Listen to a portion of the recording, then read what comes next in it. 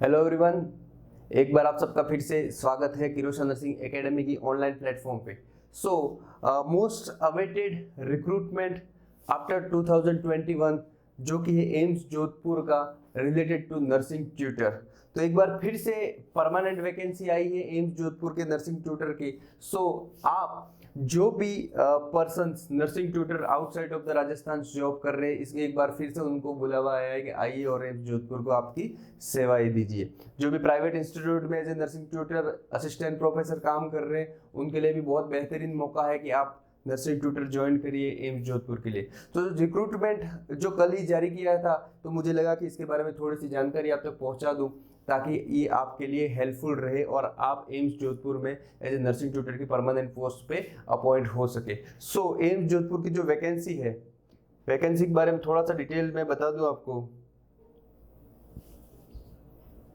ये जो रिक्रूटमेंट है ऑफ द ट्यूटर और क्लिनिकल इंस्ट्रक्टर, जो आपको पता है कल शाम को ये आया था फॉर द ग्रुप ए, ये ग्रुप ए की पोस्ट है और कहाँ पे अपॉइंट होंगे? नर्सिंग कॉलेज में एम्स जोधपुर की। कैसे? डायरेक्ट रिक्रूटमेंट बेसिस, मतलब परमानेंट जॉब है। सबसे बड़ी खुशखबरी आपके लिए। दूसरी चीज, और एम्स आपको पता है एक तरह से कौन सा इंस्टीट्यूट है? तो ऑटोनोमस सेंट्रल गवर्नमेंट इंस्टीट्यूट है और ये देखे तो PMSSY योजना के अंतर्गत या इस प्रोग्राम के अंदर रन आउट करता है। तो अपनी मेन चीज पे जाए कि भाई अपन को क्या चीज देखनी है इसमें, अपन को क्या चीज देखनी है। तो मेन इंपॉर्टेंट ये है कि आप पूछोगे सर कि इसकी वैकेंसी कितनी है। वैकेंसी देखें तो वैकेंसी अभी 3 वैकेंसी ही है। टोटल पोस्ट कितनी है? ओनली 3 पोस्ट, 1 जनरल के लिए, 1 OBC के लिए एंड 1 ST कैटेगरी के लिए रिजर्व है। तो एक पोस्ट भी कम नहीं होती। आपके लिए बहुत ही गोल्डन अपॉर्चुनिटी है, जरूर अप्लाई कीजिए। क्लियर है? अब जो मेन चीज इंपॉर्टेंट है, ये क्या होता है? The vacancies provisional and subject to variation. मतलब अगर डायरेक्टर साहब चाहे तो इस वैकेंसी को मॉडिफाई करके 3 से 13 सीटें भी कर सकते हैं, 30 सीटें भी कर सकते हैं, लेकिन अभी तक तो 3 ही है, या 3 से 0 भी कर सकते हैं। क्लियर है? ये राइट एम्स के पास रहेगा। क्या रहेगा? राइट एम्स के पास रहेगा। ऐसा नहीं आपने फॉर्म भरा तो आप बोलोगे हम तो क्या है कि फॉर्म भरा है तो एग्जाम देंगे ही सही। अब मोस्ट इंपॉर्टेंट पोर्शन आता है रिक्रूटमेंट का कि भाई tutor as a clinical instructor जो नर्सिंग कॉलेज में वैकेंसी है, उसके लिए एसेंशियल एजुकेशनल क्वालिफिकेशन क्या है? एसेंशियल एजुकेशनल क्वालिफिकेशन क्या है? तो BSc नर्सिंग, आपको BSc नर्सिंग होनी चाहिए रिकॉग्नाइज्ड यूनिवर्सिटी से, INC से। अब पिछले रिक्रूटमेंट में क्या था? यूजुअली तो BSc नर्सिंग और आपने सिस्टर ट्यूटर का डिप्लोमा किया है, GNM के बाद भी 1 ईयर का कोई डिप्लोमा किया हुआ सिस्टर ट्यूटर का, तो भी आप एलिजिबल हो। एक्सपीरियंस क्या होना चाहिए? 3 year experience in teaching institute. 3 year experience in teaching institute. तो आपका इंस्टीट्यूट कौन सा होना चाहिए? अपेक्स इंस्टीट्यूट होना चाहिए, लाइक एम्स, जो टीचिंग इंस्टीट्यूट हो जिसके अंदर मेडिकल कॉलेजेस भी हो। क्लियर है? ऐसा नहीं है आप खाली नर्सिंग कॉलेज में ही जॉब कर रहे हो तो आप एलिजिबल हो। अगर आप एम्स के एज ए नर्सिंग ऑफिसर भी वर्कआउट कर रहे हो तो ये टीचिंग इंस्टीट्यूट है, तो आप एलिजिबल हो। जो भी मेडिकल कॉलेजेस है जिसमें वर्कआउट कर रहे हो तो आप एलिजिबल हो एज ए नर्सिंग ऑफिसर। हो सकता है कभी कभी क्या होता है, जो इंटेलिजेंट स्टूडेंट होते हैं वो क्या करते हैं कि भाई आप इनिशियल लेवल पे ही जैसे पास आउट हुए, आपने BSc की या MSc की, अब नर्सिंग ट्यूटर के लिए पहले क्या 3 ईयर का एक्सपीरियंस मांगता रहा, तो पहले प्राइवेट कॉलेजों में वो जॉब प्रीफर कर रहे थे। लेकिन आपको पता है पे स्ट्रक्चर प्राइवेट कॉलेजेस का क्या है, तो सेम टाइम उन्होंने नर्सिंग ऑफिसर के लिए अप्लाई किया और वो नर्सिंग ऑफिसर में क्या हो गए? सेलेक्ट हो गए। तो एम्स की नर्सिंग ऑफिसर की सैलरी आपको पता ही है अराउंड 80,000। तो अब ये चांसेस है कि कैसे प्रीफर करे कि 80 को छोड़ के 25 पे जाए। तो कुछ चीजें हैं इस टाइप की, तो उनके पास क्या होता है? टीचिंग एक्सपीरियंस नहीं होता है। लेकिन अब रिसेंटली लास्ट 2 ईयर से क्या है, एम्स में क्या है, ओनली टीचिंग इंस्टीट्यूट का एक्सपीरियंस मांगा है। इसका मतलब क्या है? आपका क्लिनिकल एक्सपीरियंस भी वैलिड है। आपका क्लिनिकल एक्सपीरियंस भी वैलिड है, अगर 3 ईयर का होना चाहिए बशर्ते, और वो अपेक्स प्राइम इंस्टीट्यूट में होना चाहिए, लाइक एम्स जैसे जो मेडिकल कॉलेज के साथ अफिलिएटेड है। क्लियर है? तो अगर आप एज ए नर्सिंग ऑफिसर काम कर रहे हो तो भी आप एलिजिबल हो नर्सिंग ट्यूटर के लिए। ये चीज मेक श्योर कीजिएगा। और आप लेवल अभी 7 में अपॉइंटेड हो तो डायरेक्टली लेवल 10 की पोस्ट है, A ग्रेड की पोस्ट है, जरूर अप्लाई कीजिए। क्लियर है? ये चीज बेसिक चीज मुझे पता है कि ये चीज बतानी जरूरी है, क्योंकि कुछ स्टूडेंट अप्लाई नहीं करते कि भाई ये तो टीचिंग का एक्सपीरियंस नहीं है, तो टीचिंग इंस्टीट्यूट का एक्सपीरियंस चाहिए, टीचिंग का नहीं है। अब ये एप्लीकेशन प्रोसेस क्या कब से स्टार्ट हो रही है? तो ये कल से स्टार्ट हो गई है और 25 तारीख 25 जुलाई लास्ट डेट है जो last date from the online submission. तो ध्यान रखा आपके 3 साल कब कंप्लीट होने चाहिए, 25 जुलाई तक। कब? 25 जुलाई तक लास्ट डेट ऑफ सबमिशन पे आपके 3 ईयर ऑफ एक्सपीरियंस कंप्लीट होना चाहिए। क्लियर है? ओके। और मेजर चीजें मैं बताऊंगा इसमें जो जो इंपॉर्टेंट है अपने लिए, कि भाई इसका पे स्ट्रक्चर क्या होगा। तो आप सबको मैंने बता दिया सर इसका पे स्ट्रक्चर क्या होगा। तो लेवल 10 सीपीसी 56 to 1,77,000 तो अराउंड 1,20,000 तक सैलरी हो जाती है। 1,20,000 तक सैलरी हो जाती है। ध्यान रखना ये चीज, तो बहुत बढ़िया पोस्ट है। क्लियर है? अब रिजर्वेशंस, एज ग्रुप कितना दिए, तो एज बता दूं मैं आपको, कितने ईयर तक आप एलिजिबल हो नर्सिंग ट्यूटर के लिए। तो 50 साल तक आप एलिजिबल हो अगर जनरल से बिलोंग कर रहे हो। ST/SC से तो +5 और कर दो, OBC से +3 और कर दो, डिसेबिलिटी से हो +10 और कर दो। क्लियर है? गवर्नमेंट सर्वेंट हो तो +5 ईयर, अगर आप किसी सेंट्रल गवर्नमेंट सर्वेंट हो तो 5 ईयर हो गया, एक्स सर्विसमैन हो तो 5 ईयर। क्लियर है? तो ये बहुत ही बेसिक चीजें हैं, बहुत इंपॉर्टेंट है कि आप ये सब पढ़े और अपने दोस्तों तक शेयर करें। क्लियर है? ये सबको शेयर करना, जो भी नर्सिंग ट्यूटर में प्राइवेट में काम कर रहा है या नर्सिंग ऑफिसर कहीं पे काम कर रहा, सब एलिजिबल है इसके लिए। ये एलिजिबिलिटी क्राइटेरिया आ गया और कास्ट रिजर्वेशन का आ गया, जो मैंने एक्सप्लेन कर दिया था आपका। अभी इसमें इंपॉर्टेंट चीज क्या है, क्वालिफिकेशन एंड एक्सपीरियंस। ये मैंने बता दिया कि ये आपकी last day of submission of application से काउंट होगा, last day of the submission of application से काउंट होगा।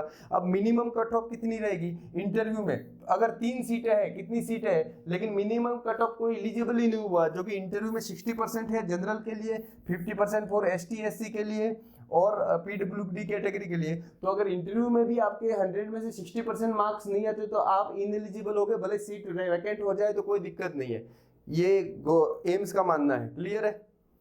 और साइट ऑफ द इंटरव्यू कहाँ पे होगा, तो interview will be at the AIIMS Jodhpur, no TADA और paid appear in the interview. तो अगर आप एग्जाम में क्लियर हो जाओ तो मोस्ट वेलकम एम्स जोधपुर में मैं मिलूंगा, मेरे को कॉल कर सकते हो आप, आपकी हेल्प के लिए हाजिर हूँ। क्लियर है? तो पहले तो उसके लिए क्या करना पड़ेगा, अगर एम्स चाहता है कि आप बहुत सारे लोग अप्लाई करो और सब लोग अप्लाई करेंगे, तो इंटरव्यू क्या करा, रिटन एग्जाम कंडक्ट करवाता है, जो पिछले लास्ट ईयर भी करवाया था।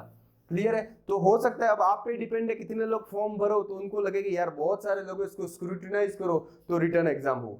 क्लियर है? इसमें क्लियरली नहीं लिखा है कि रिटर्न एग्जाम होगा कि नहीं होगा, लेकिन ये इधर का प्रोसेस है। एप्लीकेशन फी क्या है, 3000, बहुत ज्यादा है एप्लीकेशन फीस, 3000 है। किसके लिए? UR और OBC के लिए, UR और OBC के लिए। तो जनरल और OBC वालों के लिए 3000 फीस है। रिजर्व कैटेगरी ST/SC और वुमन, वाह वाह बहुत बढ़िया। यहाँ पे एक और लाइन लिख दी है वुमन, तो मेरे हिसाब से जो भी फीमेल नर्सिंग ऑफिसर है और जो भी वुमन कैंडिडेट है उनको तो ये जरूर अप्लाई करना चाहिए और एक्सपोजर देना चाहिए। आपकी फीस कितनी है? 200। आइदर ST/SC OBC जनरल कहीं का भी हो, आपके लिए फीस कितनी है? ओनली 200। हमारे लिए तो भाई 3000 है, मतलब समझ लो कि कितना लोड है। फिर भी अप्लाई तो करना है, कोशिश जारी रखनी है। द कैंडिडेट पे प्रिस्क्राइब थ्रू ऑनलाइन मोड, ये आपको ऑनलाइन मोड पे करना है, और अगर कुछ दिक्कत हुई तो वापस पैसा नहीं मिलेगा। क्लियर है? आप बात कर सकते हो, जो साइट पे कांटेक्ट दिए वहां पे मेरी ये इशू है, एक बार फीस भर दी आपको वापस नहीं दी जाएगी। अगर आप इंटरव्यू में दिस फी 200 रुपीज क्या होता है, shall be refunded only deducted bank charges applicable appearing the interview में अपीयर होते हो तो आपको रिफंड दे दी जाएगी। तो यहाँ पे 3000 का तो कुछ नहीं लिखा है, लेकिन 200 रुपया लिखे हुए हैं। क्लियर है? चलो ठीक है। नेक्स्ट अपन देखें द एप्लीकेशन इज ऑलरेडी, बस सेंट्रल गवर्नमेंट सर्विस है, ये छोटी मोटी चीजें हो गई। सबसे इंपॉर्टेंट चीज, जब एम्स जोधपुर का डिसीजन फाइनल होगा, जो एम्स जोधपुर सोचेगा ये करना है तो यही होगा, ऐसा कोर्ट वोट में नहीं जा सकते आप। Those who are employment in case of the central government, state government या एम्स में कहीं पे भी एम्प्लॉय हो, तो एक चीज याद रखना, no objection certificate from the employer at the time of the interview. ये वेरी वेरी इंपॉर्टेंट है, आपको NOC लेके ही आनी है। कहाँ पे? इंटरव्यू में। मैं एक बार मुंबई के इंटरव्यू में गया था, हैवी वाटर बोर्ड आपने सुना होगा, डिपार्टमेंट ऑफ एटॉमिक एनर्जी, वहां पे रिटर्न के क्लियर करके ओनली हम 12 लोग रीच आउट किए थे इंटरव्यू में, और 2 सीटें अवेलेबल थी। तो मेरे साथ एक कैंडिडेट था जो एम्स दिल्ली से आया हुआ था, और वो बंदा वहां का ही था, मनुगुरु का ही था, और उसकी posting heavy water board Manuguru थी। और वहां पे उसके किस्मत इतना खराब था कि वो एम्स दिल्ली में समय पे क्या हुआ, NOC नहीं ले पाया। तो उसको इंटरव्यू भी कंडक्ट नहीं करा गया और उसे इनएलिजिबल ठहराया गया। ठीक है। तो हमारे लिए तो एक चीज ठीक हुई कि भाई 12 में से 12 में से एक बंदा और कम हुआ, तो 11 में कंपटीशन था और 2 सीटें थी जिसमें रिटर्न और इंटरव्यू क्लियर किया था, जिसमें मेरा नाम भी शामिल था। 2015 के जो रिक्रूटमेंट था मनुगुरु हेवी वाटर बोर्ड, आप वहां पे जाके देख सकते हो। कीर्तिश पाटीदार सेकंड रैंक थी ऑल इंडिया, 2 ही सीटें थी तो इसमें एलिजिबल थी। क्लियर है, चलो बहुत बढ़िया। अब देखिए, तो ये सब चीजें ध्यान रखना वेरी इंपॉर्टेंट होता है। जैसे ही आप रिक्रूटमेंट फॉर्म भरो, आप अप्लाई करो, क्योंकि डिपार्टमेंटल एडमिनिस्ट्रेशन पॉलिसी ऐसी होती है कि आपको एनओसी समय पे मिले या न मिले, तो ये लाइफ चेंजिंग चीजें होती है, तो इसको मेक श्योर कीजिएगा और उस पर थोड़ा सा कंसंट्रेट कीजिएगा। अदर टर्म एंड कंडीशंस जो आप रीड आउट कर सकते हो, इसमें कोई मेरे को मेजर चीज नहीं दिखी है, बस ये क्लोजिंग डेट इंपॉर्टेंट है कि 30 डेज, तो कल ही फॉर्म भर दो, अपन को क्यों ज्यादा समय लगाना है, ठीक है। जैसे ही साइट ओपन हो जाए तो आप फॉर्म भर लो और आपके जो डॉक्यूमेंट है उसको करेक्ट कर लो और एक जगह क्लियर करके रख दो कि भाई मेरे डॉक्यूमेंट यही है, मेरे को रेडी चाहिए। एम्स जोधपुर की चलो एक चीज यहाँ पे अच्छी लगी कि यहाँ पे इन्होंने क्या किया, कोई डॉक्यूमेंट थ्रू पोस्ट ऑफिस भेजने की जरूरत नहीं है, आपने ऑनलाइन भर लिया, ओके, और डिक्लेरेशन पे साइन कर लो। मतलब आपको खाली eight the time of the interviews आपके ओरिजिनल कॉपी लानी है और आपने वो जो भरा है आप डिक्लेरेशन दे रहे हो तो वो सही है। तो ये एक चीज एम्स जोधपुर ने बहुत ही बढ़िया की है, ताकि आपको थ्रू पोस्ट के चक्कर नहीं लगाने पड़े। अच्छे से स्टडी कीजिए, अच्छे से स्टडी कीजिए। ये जो कॉन्टेक्ट नंबर है, कोई डाउट है तो आप इस पे पूछ सकते हो, ठीक है। और आपको कोई हेल्प चाहिए रिगार्डिंग ट्विटर के लिए, तो किरोशा एकेडमी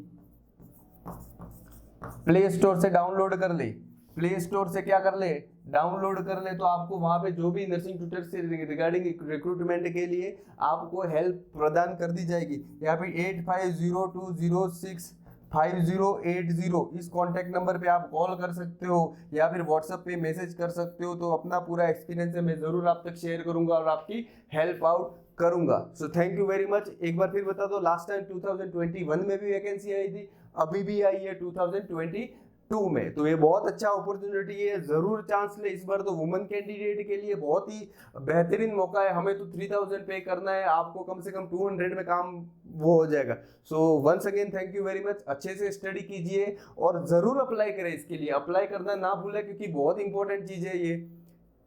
अब आप पे डिपेंड है कि आप प्राइम इंस्टीट्यूट में काम करके बहुत ही बेहतरीन सेंट्रल गवर्नमेंट को सर्व करें और अच्छे से पे ग्रेड ले और अपनी लाइफ को बेहतरीन बनाए। Thank you very much.